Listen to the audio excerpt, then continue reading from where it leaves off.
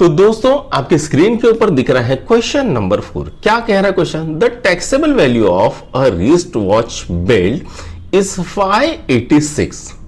तो ये जो रिस्ट वॉच है उसकी टैक्सेबल वैल्यू कितनी है? तो वो है 586। तो रेट ऑफ जीएसटी इज 18%। तो जो जीएसटी का रेट है वो कितना है? 18%। Then what is the price of belt for the customer? तो कस्टमर के लिए वो बेल्ट कितने में आएगा ये हमें पूछा गया है। ठीक है, तो आइए इसको सॉल्व करते हैं। तो हम यहां पर लिखेंगे since taxable value of wrist WRIST wrist watch belt कितनी है दी? वो दी है 586। उसके बाद क्या दिया है? Rate of GST. Rate of GST कितना है? तो वो है 18%। अब अमाउंट ऑफ जीएसटी कितना आएगा? तो वो हमें निकालना पड़ेगा अमाउंट ऑफ जीएसटी।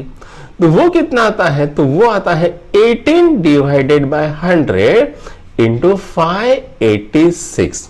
ठीक है, अब हमें क्या करना पड़ेगा? तो यहां पर इसको कैलकुलेट करना पड़ेगा। तो हम कर लेते हैं यहां पर 586 इंटू 18। 8 छकम 8 8 64। ठीक है, तो ये कितना आ रहा है? 64। 8 छकम 8 तो यहां पर लिखा 4। ठीक है, 8 64, 65 66 67 68 यानी 6 आ गया। 8 5 40 आणि 6 4। ठीक है, अब ये 6 ये 8 और ये 5, ये कितने हैं? 8 14।